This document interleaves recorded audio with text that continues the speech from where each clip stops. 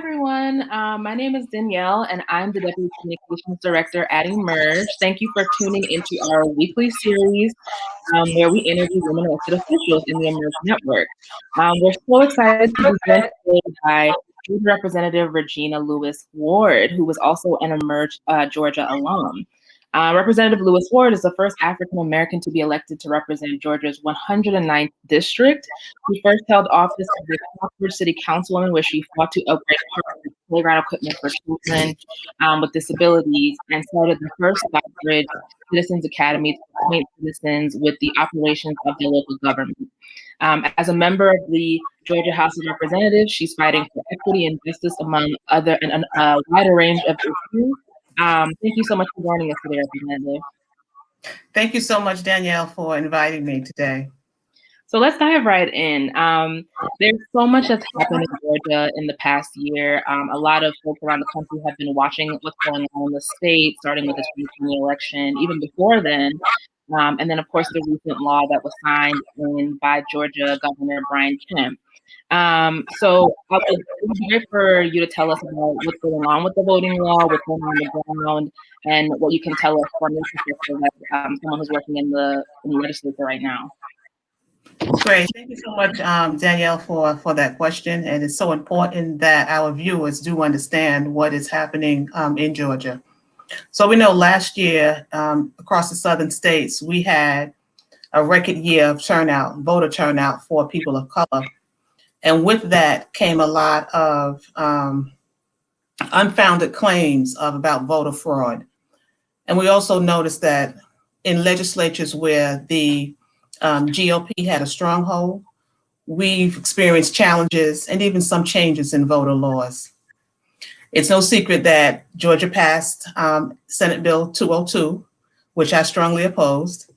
And with that, it started as 2 pages.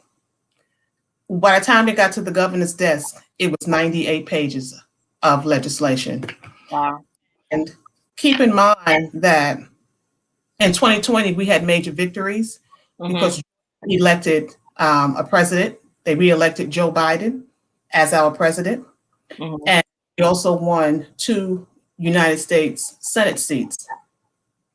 And so because of those victories, we have to redefine how we will compete in future elections.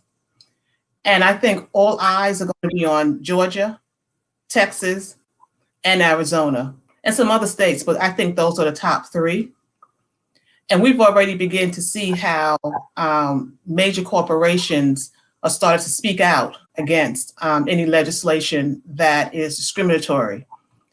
We've already had the Major Baseball League relocate its summer games to Denver. They were to be in Atlanta, but now the All-Star games are going to be held in Denver.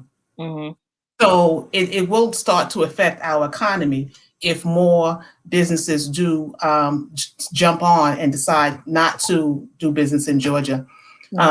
This morning, I read an article in the New York Times where hundreds of other companies, including Amazon, Google, General Motors, Starbucks, Netflix, and the list goes on, where they've all united to oppose, any limitations on voting. Pretty serious, and we just have to stay tuned to see how it all pans out. Yeah, I think there's been a lot of news. I saw this morning that Warren Buffett and a couple of other folks, titans in the industries that make up Georgia's economy,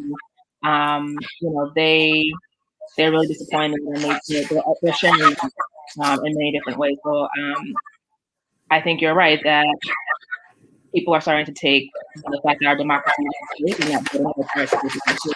no matter who they are, what they do. So, you mentioned that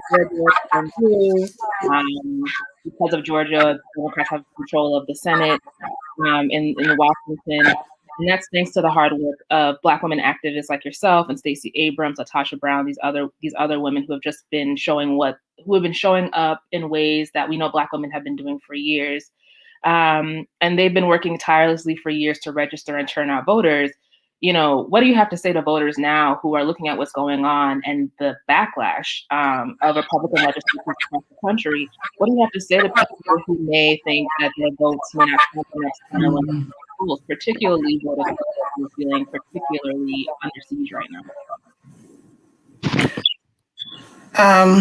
So there are several organizations, such as the Georgia NAACP, the Georgia Coalition for the People's Agenda, the League of Women Voters, and several other organizations. They have filed a lawsuit against Senate Bill 202. Mm-hmm. And what they hope to gain through this litigation is that no voter suppression exists, Mm-hmm. that all elections will be fair, and that all votes will count. And so I would say to the voters to not to give up, because we will prevail. Mm-hmm. Mm-hmm. And I think especially after Georgia, like voters in the South, voters of color in the South are especially seeing that their vote counts and that they're not going to take the suppression any longer. I would love to turn our attention to COVID. COVID has had a devastating impact on every community, and elected officials like yourself have been on the front lines of helping families to cope. We've seen that it's had a devastating impact, particularly on Black communities. How has the pandemic affected your district, and what have you been doing to support your community at this time? So it's been about a year since we have been introduced to the COVID-19 pandemic. And this virus came upon us like a thunderstorm that was unexpected. And it's been felt across this country. Specifically in my district, we've seen businesses close. We have seen people lose their jobs to no fault of their own. And we've also seen kitchens being converted into classrooms and parents becoming teachers overnight. Right. So for these families that have lost their jobs to no fault of their own, a lot of them were able to to claim their unemployment benefits. And because of the backlog that the Department of Labor has, they were not getting a response as quickly as they would have liked. Mm-hmm. Some families were waiting 3 months, 4 months, 6 months for a response from the Department of Labor, where they never even received their first check. And because of that backlog, the Department of Labor even stopped talking to the legislators. And so we now have a dedicated person to handle the constituents' complaints. And so the procedure is, if someone calls into the office or sends an email into the office and they have a concern about not hearing back from the Department of Labor, we have that person intercede for them to the Department of Labor. So we communicate with them through emails, and that's like another step to help the constituents do that. Mm-hmm. And then we wait for an update. Mm-hmm. This pandemic has also caused uncertainty around education, right? Teachers, administrators, parents, they have had to be creative and also go through so many obstacles. So most schools use what we call a grading system. And this grading system kind of gives a perspective of the quality of school, and also where improvements are needed.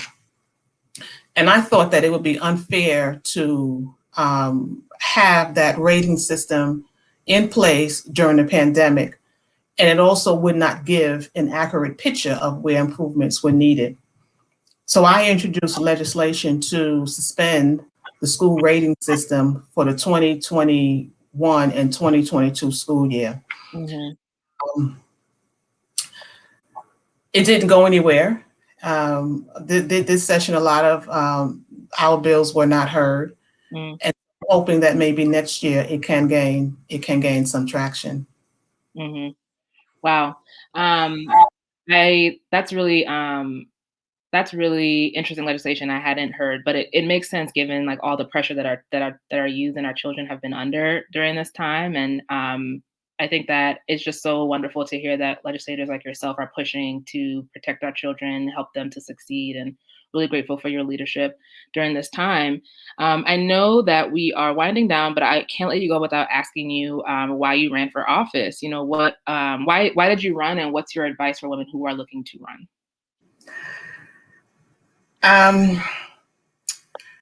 Well, my advice for someone who's looking to run would be to go for it. Mm-hmm. You can do it. Okay, you can be that person to make a difference in the community, and you can be that option for someone in your community to vote for. Mm-hmm. I ran for that reason. I realized that people in my community were hurting, Mm-hmm.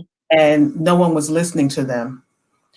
And I have been in the community for a while, kind of like a fiber, and I understand the heartbeat of the people that are here. And so that's why I ran in 2018 and was unsuccessful, and then I ran again in 2020, and here I am today. Mm-hmm. So who wants to run, I would suggest for them to go for it, because you never know where you can make a difference.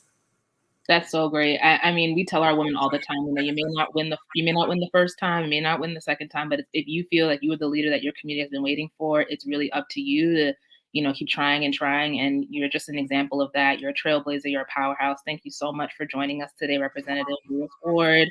Um, if you would like more, if you'd like to see more Emerge at Work episodes, you know, be sure to subscribe to our YouTube channel. You can follow us on social media at Emerge America, and that's on Twitter, Facebook, and Instagram. Today, we've been joined by Representative Regina Lewis-Ward. Thank you so much for joining us. Thank you so much for inviting me. I really appreciate talking with you, Danielle. Great, great. Bye, everyone.